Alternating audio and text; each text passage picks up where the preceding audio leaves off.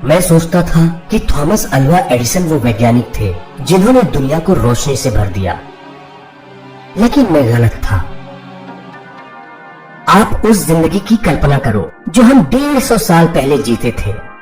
सूरज ढलने के साथ चारों तरफ अंधेरे का साम्राज्य होता था और हमारी दुनिया सिमट जाती थी। हम लालटेन की रोशनी में ही अपने चारों तरफ थोड़ी सी रोशनी कर पाते थे। लोग मशाल जलाकर सफर किया करते थे और दूसरी सुबह का बेसब्री से इंतजार करते थे। लेकिन फिर जन्म लिया एक ऐसे इंसान ने जिसने दुनिया को रोशनी से भर दिया। वो इंसान था निकोला टेस्ला। ये कहानी है उसी रहस्यमयी वैज्ञानिक की जिसने पूरी दुनिया में एक क्रांति ला दी। इंसान और विज्ञान निकोला टेस्ला के योगदान को कभी भुला नहीं सकते, लेकिन उस महान वैज्ञानिक के बारे में बहुत कम लोग जानते हैं। इस्मिलजान नाम का एक गांव जो मध्य और दक्षिण पूर्वी यूरोप के एक देश क्रोएशिया में है। सन 1856 9 और 10 जुलाई की मध्य रात्रि बिजली कड़क रही थी और भयंकर तूफान आया हुआ था। उस तूफानी रात में एक बच्चे का जन्म हुआ, निकोला टेस्ला। निकोला टेस्ला के पिता मिलुतिन टेस्ला इस्मिलजान गांव में ही एक सर्बियन ऑर्थोडॉक्स चर्च के प्रीस्ट यानी पादरी थे। टेस्ला की मां डूका टेस्ला भी एक प्रीस्ट की बेटी थी। वो पढ़ी लिखी नहीं थी, लेकिन वो एक असाधारण महिला थी। घर पर खाली वक्त मिलने पर वो तरह तरह के होम क्राफ्ट टूल्स बना लेती थी। अगर घर का कोई सामान खराब हो जाता था तो डूका उसको रिपेयर कर देती थी। कुल मिलाकर वो एक इनोवेटिव महिला थी। अपनी माँ को घर के तरह तरह के उपकरणों को बनाते देख के ही टेस्ला को इलेक्ट्रिक इन्वेंशन करने की प्रेरणा मिली। टेस्ला बचपन से ही कई तरह के एक्सपेरिमेंट भी करते थे, जिसके कारण वो आसपास के गांव में बहुत चर्चित रहते थे। वो इंटीग्रल कैलकुलस के कठिन से कठिन सवालों को बिना किसी गलती के अपने माइंड में ही हल कर लेते थे और उनके टीचर्स को लगता था कि वो चीटिंग कर रहे हैं। कड़ी मेहनत करते थे टेस्ला और इसीलिए उन्होंने 4 साल की पढ़ाई को 3 सालों में ही पूरा कर लिया और 1873 में वो ग्रेजुएट हो गए। टेस्ला के पिता मिलुतिन टेस्ला उनको प्रीस्ट यानी पादरी बनाना चाहते थे, लेकिन टेस्ला अपनी आगे की पढ़ाई करना चाहते थे।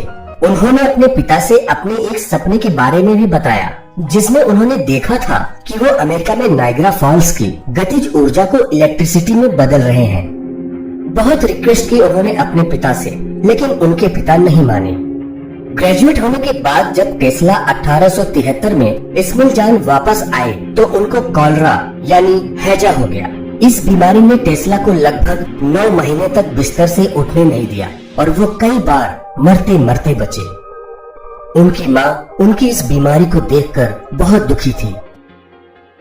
उनके पिता मिलुतिन टेस्ला ने टेस्ला से कहा कि अगर तुम अपनी बीमारी से बाहर निकल आते हो तो मैं तुम्हारा एडमिशन सबसे अच्छे इंजीनियरिंग स्कूल में करवा दूंगा। और ऐसा हुआ भी। टेस्ला के अंदर न जाने ऐसी कौन सी शक्ति आ गई जिसने उनको इस खतरनाक बीमारी से बाहर निकाल लिया। सन 1875 में अपने वादे के मुताबिक टेस्ला के पिता ने उनका एडमिशन ग्राज, जो कि ऑस्ट्रिया में है, के एक कॉलेज ऑस्ट्रियन पॉलिटेक्निक में करवा दिया। अपने पहले साल में टेस्ला ने एक भी लेक्चर मिस नहीं किया। उन्होंने लगभग 9 एग्जाम पास किए, जबकि जरूरत थी सिर्फ 4 एग्जाम पास करने की, और सभी एग्जाम्स में उन्होंने हाईएस्ट ग्रेड प्राप्त किए। टेस्ला ने यहाँ पढ़ाई करते हुए इलेक्ट्रिसिटी के बारे में माइकल फैराडे के इलेक्ट्रोमैग्नेटिक इंडक्शन सिद्धांत का बहुत ही गहराई में अध्ययन किया और फिर उन्होंने उनके सिद्धांतों में कुछ सुधार भी किए। जब उन्होंने अपने प्रोफेसर से अल्टरनेटिंग करंट के कॉन्सेप्ट की बात की तो वो हंसने लगे और उन्होंने टेस्ला का मजाक उड़ाया। समय गुजरता रहा। 17 अप्रैल 1879 को टेस्ला के पिता का स्ट्रोक आने के कारण देहांत हो गया। 1882 में टेस्ला हंगरी की राजधानी बुडापेस्ट चले गए। वहां उन्होंने थियोडोर पुस्कास की टेलीग्राफ कंपनी, जो कि बुडापेस्ट का टेलीफोन एक्सचेंज था, में काम किया। थियोडोर पुस्कास टेलीफोन एक्सचेंज के इन्वेंटर यानी आविष्कारक थे। टेस्ला ने सेंट्रल स्टेशन के कई उपकरणों में सुधार किया और उन्होंने टेलीफोन रिपीटर या एम्पलीफायर को ठीक तरीके से काम करने लायक बनाया। थियोडोर पुस्कास के अंडर उनकी टेलीफोन एक्सचेंज में काम करते हुए टेस्ला ने कुछ ही महीनों में अपने टैलेंट की छाप छोड़ दी और उसी साल यानी 1882 में थियोडोर पुस्कास ने टेस्ला को पेरिस में कॉन्टिनेंटल एडिसन कंपनी में एक दूसरी नौकरी दिलवा दी। कॉन्टिनेंटल एडिसन कंपनी में टेस्ला को शहर में लाइटिंग सिस्टम को इंस्टॉल करने का काम दिया गया। कंपनी के मैनेजमेंट को पता चला कि टेस्ला को इंजीनियरिंग और फिजिक्स का बहुत अच्छा नॉलेज था। उन्होंने टेस्ला को कहा कि वो इलेक्ट्रिक पैदा करने वाले डायनामोस और मोटर्स की डिजाइन में सुधार करके और भी बेहतर बनाने की कोशिश करें। टेस्ला लग गए काम पर और उन्होंने ये कर दिखाया। थॉमस अल्वा एडिसन की कंपनी डायरेक्ट करंट यानी डीसी का इस्तेमाल करती थी और उसी डीसी करंट से वो दुनिया में एक क्रांति लाना चाहते थे। लेकिन डीसी करंट से जुड़ी हुई कुछ समस्याएं थी, जैसे कि वो बल्ब जलाने के लिए तो ठीक था, लेकिन कमर्शियल यूज के लिए यानी मशीनों को चलाने के लिए पर्याप्त बिजली नहीं उत्पन्न कर पाता था। अमेरिका में थॉमस अल्वा एडिसन और उनकी टीम इस प्रॉब्लम को सॉल्व करने में लगी थी, लेकिन उनको सफलता नहीं मिल पा रही थी। डीसी करंट के साथ दूसरी समस्या ये थी कि जिस क्षेत्र में इलेक्ट्रिसिटी की सप्लाई करनी होती थी, उस क्षेत्र में 1 माइल के अंदर ही डीसी पावर स्टेशन का होना जरूरी था, क्योंकि डीसी पावर स्टेशन का वोल्टेज दूरी बढ़ने के साथ साथ कम होता जाता था। डीसी करंट के साथ तीसरी समस्या ये थी कि अगर लोगों को बल्ब जलाने के अलावा दूसरे उपकरणों या मशीनों को चलाना होता था जिसमें अलग अलग वोल्टेज की जरूरत होती थी, तो उसके लिए अलग से पावर लाइन बिछानी पड़ती थी। इस कारण से इसका इंस्टॉलेशन और मेंटेनेंस बहुत महंगा था। इस समस्या को जानते थे निकोला टेस्ला और इसी वजह से वो अल्टरनेटिंग करंट मोटर पर काम कर रहे थे, क्योंकि अल्टरनेटिंग करंट ऐसी पावर सप्लाई देता था जिसका वोल्टेज दूरी बढ़ने के साथ कम नहीं होता था। साथ ही साथ वायर्स के जरिए हाई वोल्टेज का करंट सप्लाई किया जा सकता था और जहाँ पर भी जितनी हाई या लो वोल्टेज की करंट की जरूरत होती थी उसको कम या ज्यादा किया जा सकता था। मतलब रेलवे से लेकर बेडरूम की लाइट तक की पावर सप्लाई एसी मोटर्स के जरिए सेम वायर से की जा सकती थी और दूसरी तरफ अल्टरनेटिंग करंट की कीमत भी कम थी। टेस्ला एसी मोटर के अपने मॉडल को दिखाने के लिए थॉमस अल्वा एडिसन से मिलना चाहते थे। अब वो साल आया जब टेस्ला ने अमेरिका में कदम रखा। हुआ यूं कि एडिसन के मैनेजर, जिनका नाम था Charles bachelor Thomas Alva Edison के सबसे ज्यादा भरोसेमंद एम्प्लॉय और अच्छे दोस्त थे। चार्ल्स बैचलर निकोला टेस्ला की काबिलियत को अच्छी तरह से जानते थे। उन्होंने थॉमस अल्वा एडिसन को टेस्ला के लिए एक रिकमेंडेशन लेटर भी दिया, जिसमें उन्होंने लिखा था, मेरे दोस्त एडिसन, दुनिया में मैं सिर्फ 2 महान लोगों को जानता हूँ, एक तो तुम हो और दूसरा है ये जेंटलमैन। चार्ल्स बैचलर के रिकमेंडेशन पर एडिसन की कंपनी ने निकोला टेस्ला को भी अमेरिका बुला लिया। टेस्ला मेहनत के साथ एडिसन की कंपनी के साथ काम करते रहे और वहाँ काम करते हुए वो एडिसन की डीसी पावर सप्लाई के इंस्टॉलेशन और जनरेटर्स की इम्प्रूवमेंट पर काम करते थे। टेस्ला को 24 अलग अलग तरह की मशीनों को बनाने का भी काम दिया गया और टेस्ला उन मशीनों को बनाने में जुट गए। टेस्ला को मौका भी मिला एडिसन को अपने एसी मोटर के मॉडल को दिखाने का। एडिसन को पहले से पता था टेस्ला के उस इन्वेंशन के बारे में। उन्होंने टेस्ला से ये कहा कि उनका एसी मोटर बेकार है और इसका कोई फ्यूचर भी नहीं है, क्योंकि ये लोगों के लिए बहुत खतरनाक भी है। एडिसन को लगा कि अगर ये एसी मोटर मार्केट में आ गया तो उनके डीसी करंट सिस्टम को बहुत नुकसान होगा। टेस्ला मायूस हो गए, लेकिन उन्होंने लगभग 6 महीने तक एडिसन की कंपनी में काम किया और उनके डीसी सिस्टम में काफी सुधार किए और साथ ही साथ जिन 24 मशीनों को बनाने का काम उनको दिया गया था वो भी उन्होंने पूरा किया। इस काम के लिए एडिसन ने उनको $50,000 देने का वादा भी किया, लेकिन जब $50,000 देने की बात आई तो थॉमस अल्वा एडिसन मुकर गए और उन्होंने कहा कि मैं तो मजाक कर रहा था, क्या तुम अमेरिका के लोगों का मजाक भी नहीं समझते? इस घटना को सहन नहीं कर पाए टेस्ला और उन्होंने जनवरी 1885 में एडिसन की कंपनी को छोड़ दिया और फिर वापस मुड़कर कभी नहीं देखा। अब शुरू होती है निकोला टेस्ला की जिंदगी की वो कहानी जिसमें उन्होंने चौंका देने वाले आविष्कार किए। उनके और एडिसन के बीच में छिड़ी करंट वॉर। एडिसन की कंपनी छोड़ने के बाद टेस्ला ने उन सारे आविष्कारों को पेटेंट करवाने का काम शुरू किया जो उन्होंने एडिसन के साथ काम करते हुए किए थे। टेस्ला कुछ इन्वेस्टर्स से भी मिले और उनकी हेल्प से उन्होंने मार्च 1885 में Tesla electric light and manufacturing company की शुरुआत की। बाद में उनके इन्वेस्टर्स ने उनको धोखा दिया और एक दूसरी कंपनी बना ली और टेस्ला की कंपनी से अलग हो गए। 1886 में टेस्ला अल्फ्रेड एस ब्राउन, जो कि वेस्टर्न यूनियन के सुपरिटेंडेंट थे, और New York attorney Charles F pack से मिले। उन लोगों के साथ मिलकर अप्रैल 1887 में टेस्ला ने टेस्ला इलेक्ट्रिक कंपनी बनाई। अब एसी इंडक्शन मोटर के सपने को साकार करने में रात दिन एक कर दिया टेस्ला ने, और एक दिन वो सपना पूरा हुआ और उन्होंने 1887 में एक ऐसा इंडक्शन मोटर बनाया जो अल्टरनेटिंग करंट पर चलता था। 1888 में जब जॉर्ज वेस्टिंगहाउस जूनियर को इस बारे में पता चला कि टेस्ला ने एसी इंडक्शन मोटर को बना लिया है, तो वो उनसे मिले। जॉर्ज वेस्टिंगहाउस जूनियर अमेरिका के एक बड़े उद्योगपति थे जो कि पिट्सबर्ग, पेंसिल्वेनिया में रहते थे। जॉर्ज वेस्टिंगहाउस जूनियर को लगता था कि इलेक्ट्रिक डिस्ट्रीब्यूशन के लिए अल्टरनेटिंग करंट में ही अपार क्षमता है। जॉर्ज वेस्टिंगहाउस जूनियर को निकोला टेस्ला के इंडक्शन मोटर की जरूरत थी क्योंकि वो एसी पावर सप्लाई यूज करता था। उन्होंने टेस्ला को $54,500 प्रति माह की फीस पर एक साल के लिए एक कंसल्टेंट के तौर पर हायर किया और इसके साथ ही उन्होंने टेस्ला को उनकी इंडक्शन मोटर और ट्रांसफार्मर डिजाइन के लिए $60,000 भी दिए। टेस्ला की जिंदगी के इस मुकाम पर अगर करंट वार का जिक्र ना हो तो ये कहानी अधूरी रहेगी। George Westinghouse junior Thomas Alva Edison के बहुत बड़े कॉम्पिटिटर बन गए क्योंकि वो एसी सिस्टम की मार्केटिंग कर रहे थे और एडिसन डीसी सिस्टम की। एडिसन डीसी सिस्टम को एसी सिस्टम से अच्छा तो नहीं बता सकते थे और इसीलिए उन्होंने जॉर्ज वेस्टिंगहाउस की कंपनी और उनके एसी सिस्टम की नकारात्मक छवि बनाने की कोशिश की और एसी सिस्टम को बेहद खतरनाक बताया। एडिसन ने लोगों के बीच जाकर जानवरों पर एसी करंट का इस्तेमाल करके ये दिखाया कि ये कितनी खतरनाक थी।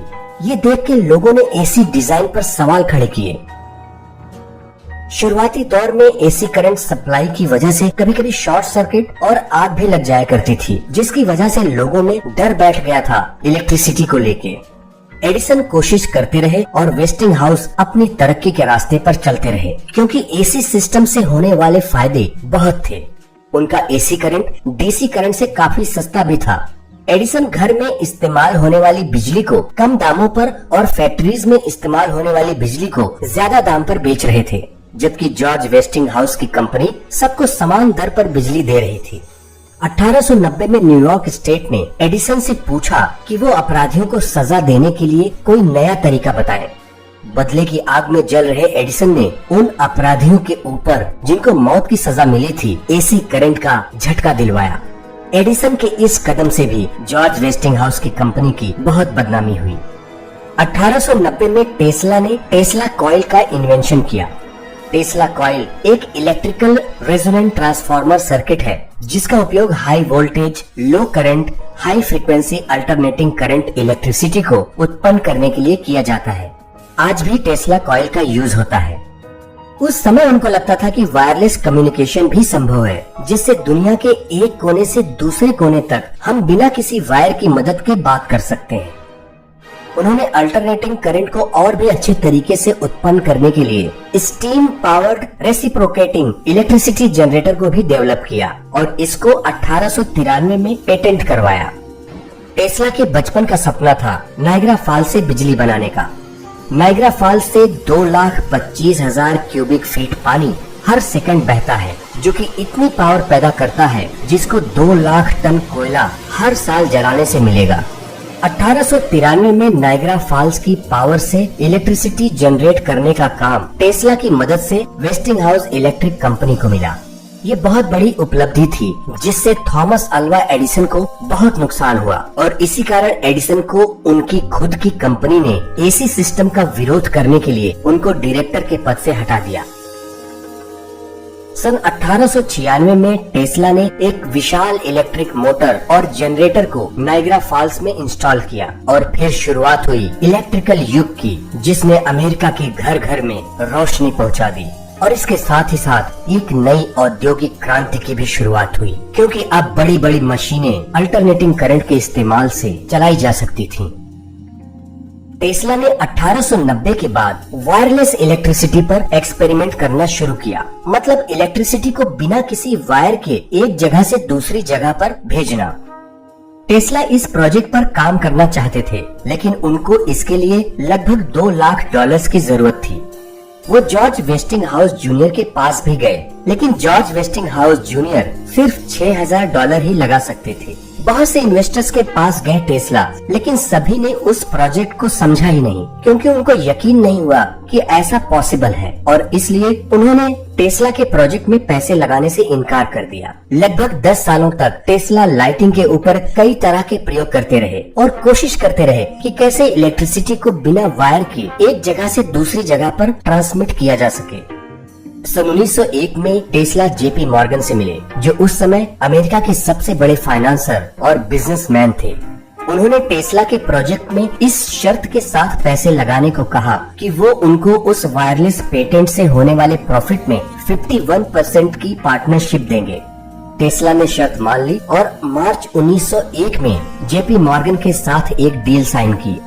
जेपी मॉर्गन ने उनको $1.5 लाख दिए। वो $1.5 लाख आज के समय के हिसाब से करीब $44,12,400 होते हैं। टेस्ला ने काम शुरू किया और शोरहैम न्यूयॉर्क में वार्डन क्लिफ टावर बनाया।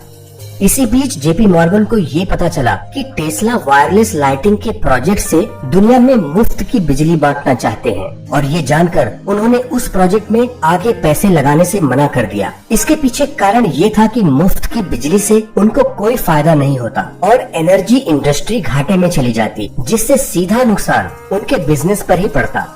टेस्ला उनको पत्र लिखते रहे कि वो उनको और फंडिंग भेजें, लेकिन मॉर्गन की तरफ से उनको कोई रिप्लाई नहीं आया। किसी तरह से टेस्ला ने वो प्रोजेक्ट 1906 तक चलाया, और फिर आर्थिक समस्याओं के कारण उनको वो टावर की प्रॉपर्टी को कर्ज चुकाने के लिए गिरवी रखना पड़ा, जो कि बाद में 1915 में तोड़ दिया गया और उस प्रॉपर्टी को एक नए ओनर को बेच दिया गया। 1926 में टेस्ला ने ये भविष्यवाणी की थी कि जब पूरी दुनिया में वायरलेस टेक्नोलॉजी पूरी तरह से डेवलप हो जाएगी, तब हम सभी एक दूसरे से बात कर पाएंगे, चाहे हम कितने भी दूर क्यों ना हो, और ऐसे उपकरण बन जाएंगे जिसको आप अपने पॉकेट में लेके घूम सकेंगे। टेलीविजन से हम एक दूसरे को बहुत पास से देख पाएंगे, जैसे कि हम एक दूसरे के सामने खड़े हो। टाइम मशीन पर भी काम कर रहे थे टेस्ला, और वो कहते थे कि अपनी टाइम मशीन में वो एक ही समय में भूतकाल, वर्तमान और भविष्य देख सकते हैं। X ray, death ray, MRI, radio waves, robotics, laser, radar और एयरशिप आदि के इन्वेंशन से निकोला टेस्ला का नाम जुड़ा। वो मानते थे कि जिंदगी में सबको फ्रीडम चाहिए, चाहे वो मर्द हो या औरत, इसीलिए उन्होंने कभी भी शादी नहीं की। उन्होंने जो भी कमाया था उसको अपनी कंपनी के एम्प्लॉइज में बांट दिया, जिससे वो बहुत गरीब हो गए और उन्होंने अपने आखिरी दिन गरीबी में गुजारे।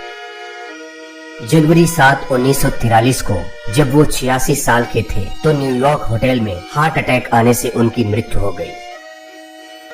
अगर आपको ये वीडियो पसंद आया हो तो प्लीज इसको अपने दोस्तों के साथ शेयर जरूर करें, और अगर आप इस चैनल पर नए आए हो तो प्लीज इसको सब्सक्राइब जरूर कर लें।